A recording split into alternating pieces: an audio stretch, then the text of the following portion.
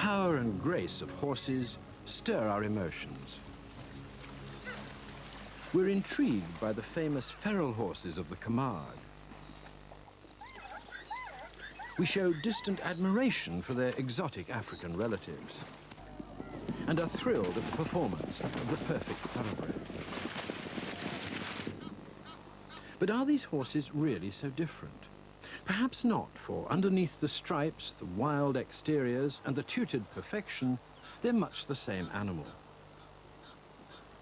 Nearly all equines are herd-living, social animals displaying close family ties. This has distinct advantages for large herbivores. As prey animals, they're vulnerable. Individuals can take turns watching and listening while others eat, drink, or rest. This cooperation works for plains zebra and for free-living feral horses in the Camargue. Like all feral horses, these are domestic horses which have been allowed to return to a wild state. In both cases, the herd is made up of several family groups, each presided over by a stallion. Despite 5,000 years of domestication, our modern horses, given the chance, instinctively return to the same herd structure. Perhaps that's not so surprising, as all our horses share a common wild ancestor. This is Przewalski's horse, and as far as we can tell, this is the domestic horse's closest living wild relative. Today, this most primitive horse probably exists only in zoos. It's doubtful whether any of its truly wild ancestors still roam their native Mongolia. This driving posture of the stallion commands instant attention from the frolicking colts. It's the stallion's way of keeping his family together.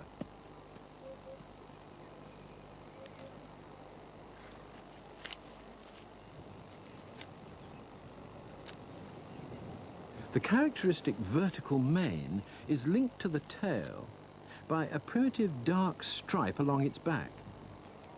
The stripes on the legs are also reminiscent of another equally wild relative. A typical family group or band consists of a single stallion with a harem of several mares and their foals, along with some older fillies and colts. The adults may remain together all their lives, which is about 20 years. The stallion's role is to keep the band together and stop other stallions stealing the mares. Competition between mares arouses aggression from time to time. But the social structure of the group is generally based on leadership, friendship, and cooperation. These strong social bonds keep the group together. The wildness inside our domestic horses has been suppressed for centuries. But if you look closely at individual elements of their behavior, you can see how certain actions have been redirected towards us, their owners and companions.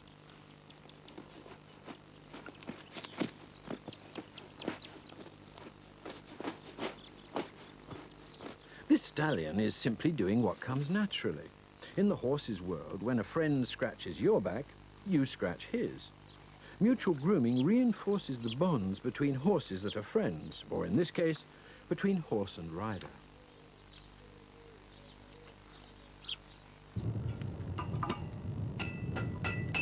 The horse's sociability and willingness to transfer that to man has meant that we've been able to do much more than simply domesticate it.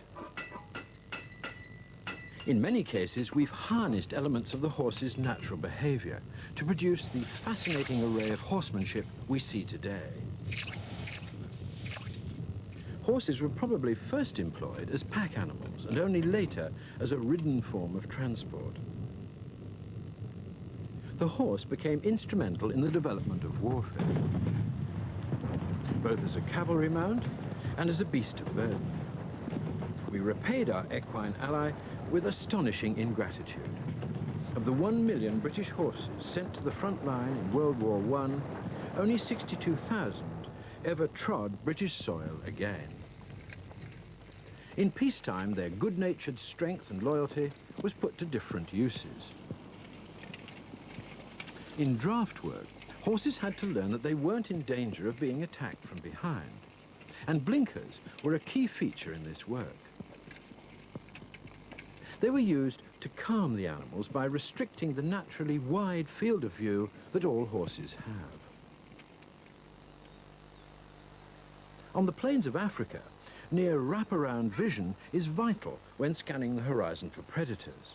Zebras' eyes are sensitive to movement in all parts, but the central area of their retina contains a greater concentration of visual cells. This helps them accurately pinpoint potential predators.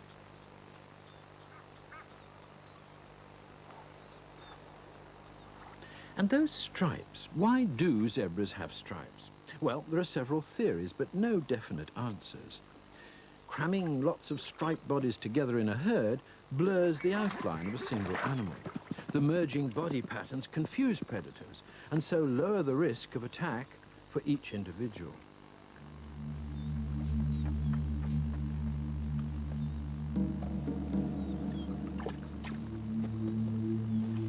But nothing is foolproof.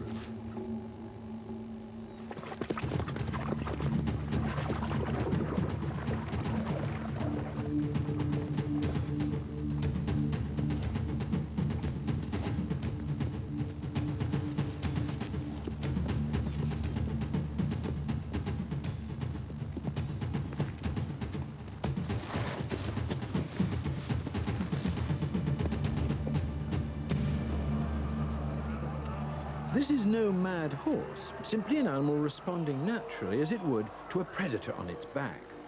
An unbroken horse's instinctive reaction to anything on its back is to try and buck it off, a reaction artificially recreated in the rodeo.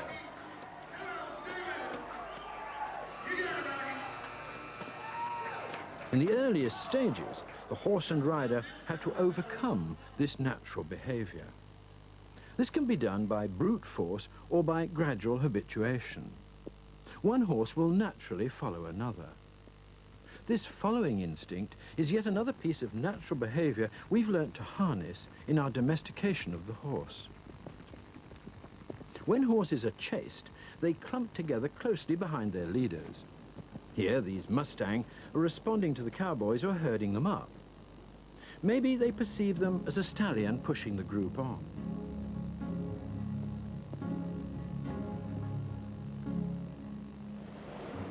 In zebra and in free-running horses, the members of each band are constantly being herded by their stallion to keep them together as a group.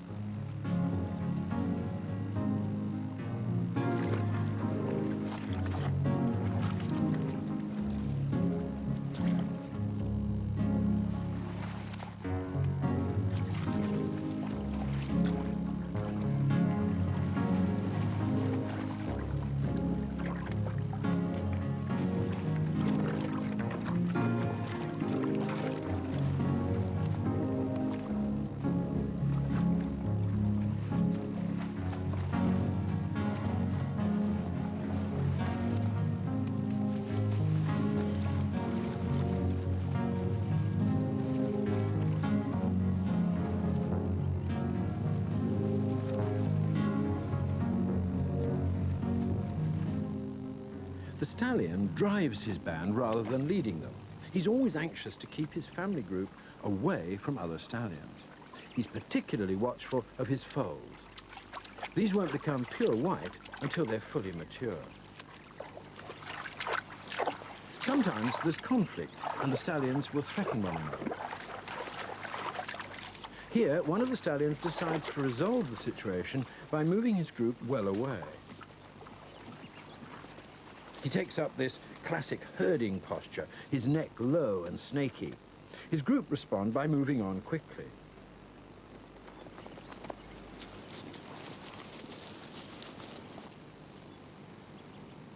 Horses not only herd each other, but people too. These police horses, which are geldings, are being used to control the carnival crowds by gently persuading them to step back.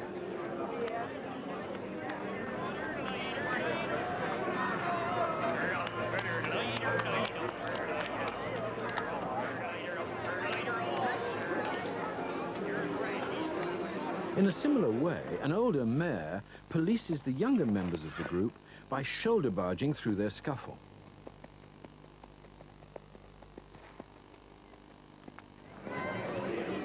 Riding skills have adapted the natural shoulder barge, or shouldering in, into a gentle, controlled barging, which encourages the crowd to move back and allows the carnival to pass through safely.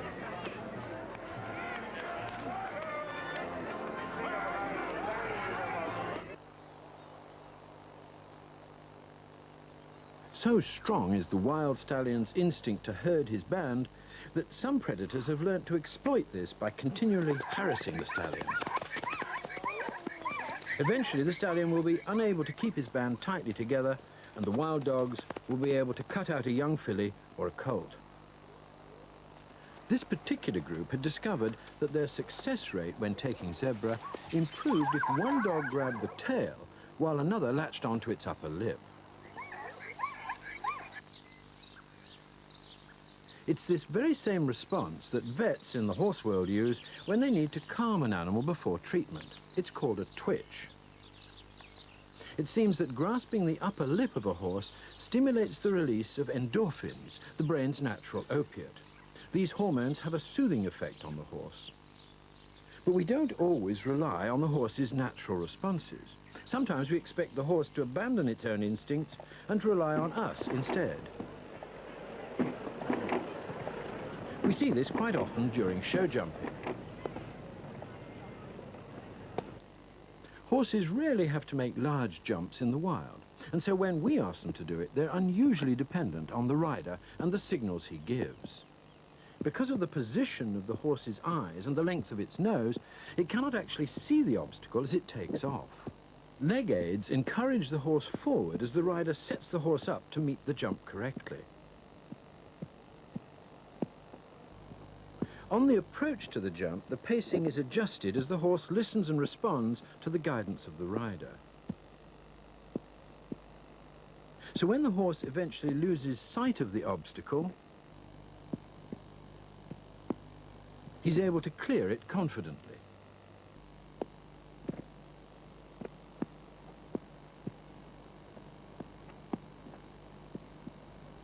So when it comes to jumping, horses have learnt to rely on the subtle signs and signals they receive from the rider. Such trust comes from establishing and building an intimate relationship between horse and rider.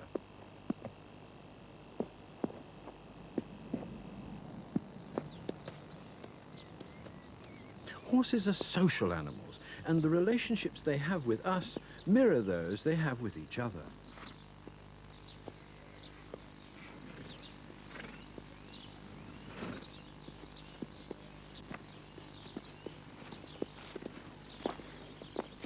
Greeting is important for social animals. It's their way of getting to know one another and also of establishing and reinforcing the bonds which keep a group together.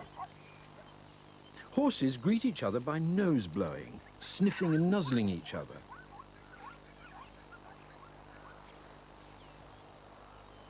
Some horses also greet their owners in this way.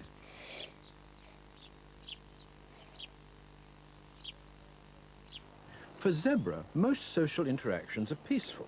So long as there's plenty of food and water, competitive situations don't often arise. So a firm pecking order, while it may be there, is not nearly so apparent as in a domestic situation. Here we supply water for our horses in small tanks. If several horses need to drink, they follow their pecking order.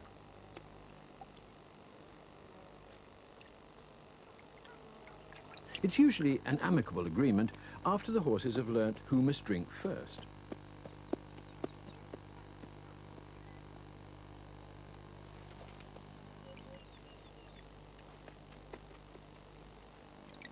On the other hand, when water is at a premium and the horses don't know each other, obtaining a drink can become less orderly. These are brumbies, the wild horses of the Australian outback. Several bands may use one waterhole. The stallions jealously guard their mares while they drink. At the waterhole, family groups are forced closer together than the stallion would like. Each stallion attempts to establish his group's precedence by making threat displays. Each tries to chase the others off, displaying his agility and size in gymnastic moves as he defends his mares.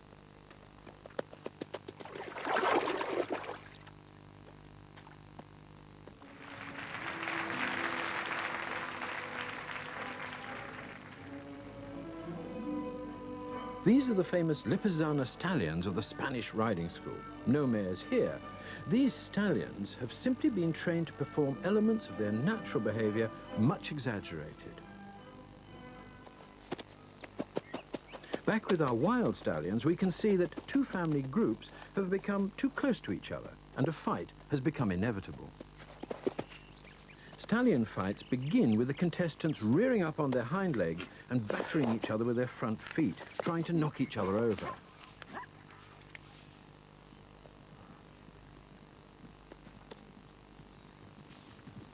The teeth are also used for savage biting, especially at the neck.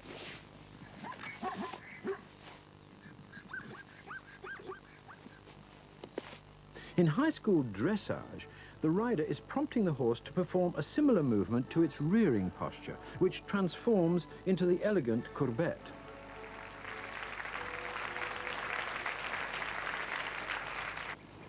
As well as attacking, stallions need to defend themselves.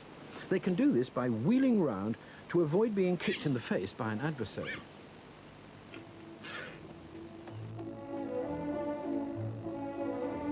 This too has been translated into an elegant dressage movement known as the pirouette.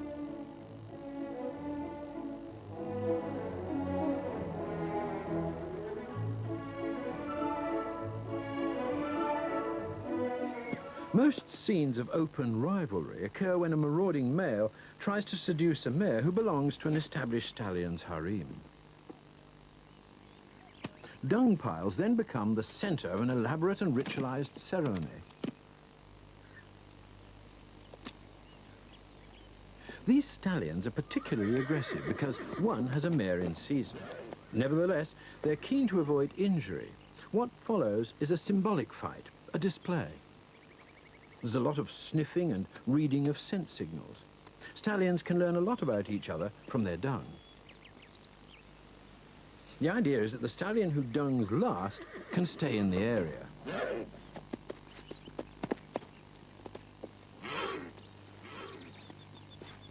In this case, the loser decides to bow out and herds his family out of harm's way.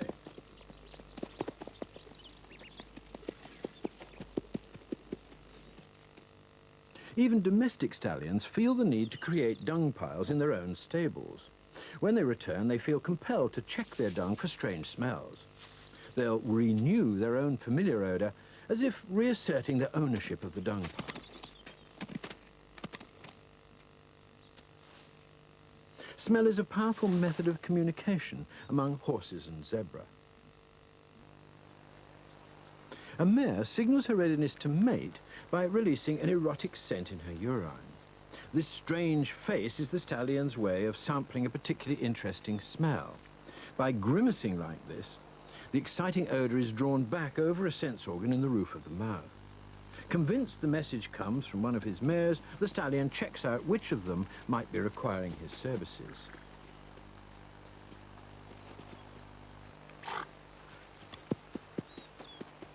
Courtship among horses is a cautious affair. The stallion has to woo his mare, as only she knows when she's truly ready to mate. She will often smell right, but not be totally fertile, so the stallion must be patient and continue with his courtship routine. The stallion often performs an elaborate pre-mating ritual which involves high stepping to catch his mare's eye. This is another piece of natural stallion behavior which has become an important dressage movement where it's known as the passage.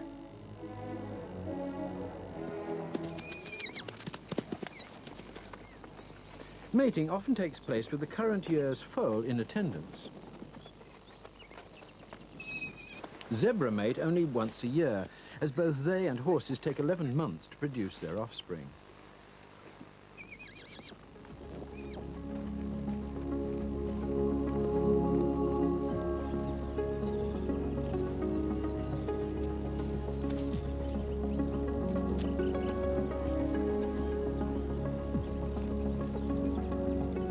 Horses and zebra have the ability to delay the exact timing of the birth until they feel it's safe. It's usually during the night or early morning.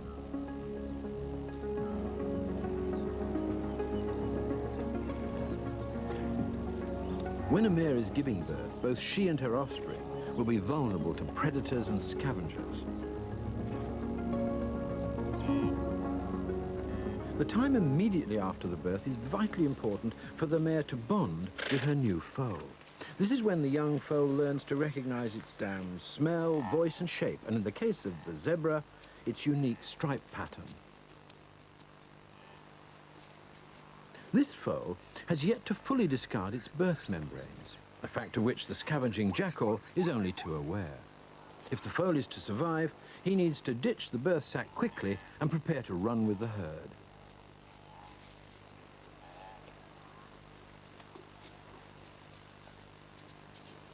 When you can't fight a predator, you must at least be able to flee from it.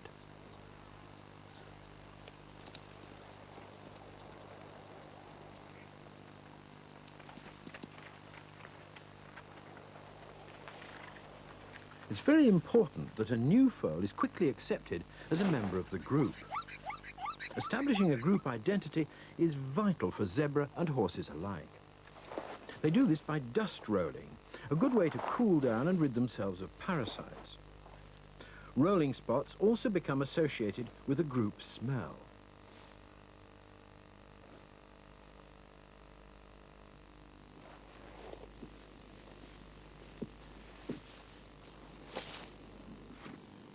The stallion always rolls last to leave his smell strongly associated with that of his mares.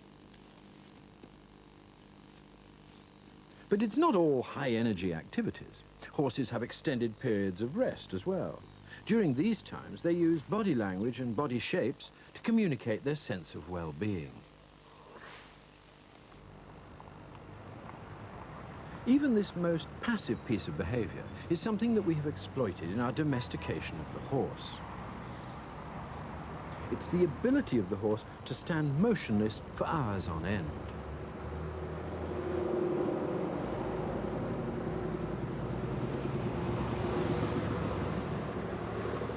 This really isn't cruel, as the horse can move into a phase of suspended animation. They're half asleep when they take up this posture. The head is low, and the ears switched off in the doze position. The knee joint, which is high in the back leg, can be locked, enabling the other rear hoof to rest up in this position. It's this piece of natural behavior that the sentry horses are employing as they stand on guard for an hour at a time.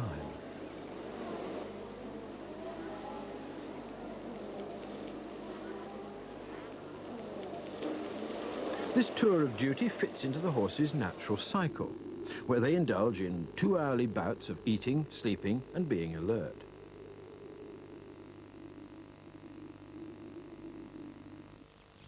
During relaxation, safety in numbers may offer some protection from land-based predators. But for aerial attackers like horseflies and mosquitoes, herd animals might seem to provide a never-ending banquet. Against these predatory bloodsuckers, nose-to-tail cooperation helps. The tail of one horse keeps the flies off the face of the next. If you stand alone, the flies soon get the upper hand. They seek out droplets of sweat and moisture around the eye.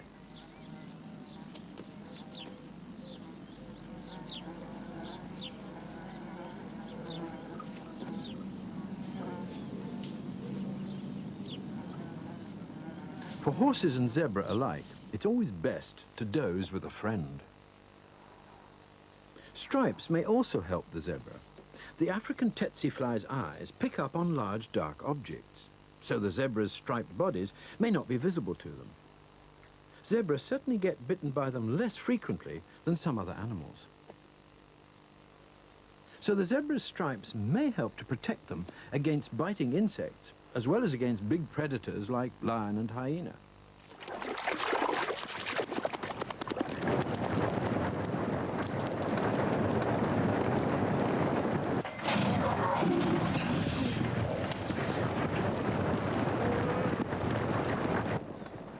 This flight reaction is a normal response among equines to any potential threat. It's the natural behavior of a prey animal. They're programmed to run first and look later. It's this natural fleeing response which man has come to harness and take advantage of in the sport of horse racing. Escaping from the feeling of being trapped in the stalls at the beginning of a flat race could be just the stimulus the horses need to set them off. When on the run, horses often threaten others who attempt to obstruct them. Aggressive horses can be seen arching their necks, rolling their eyes and flashing their teeth. This can frequently be seen as racehorses jockey for position.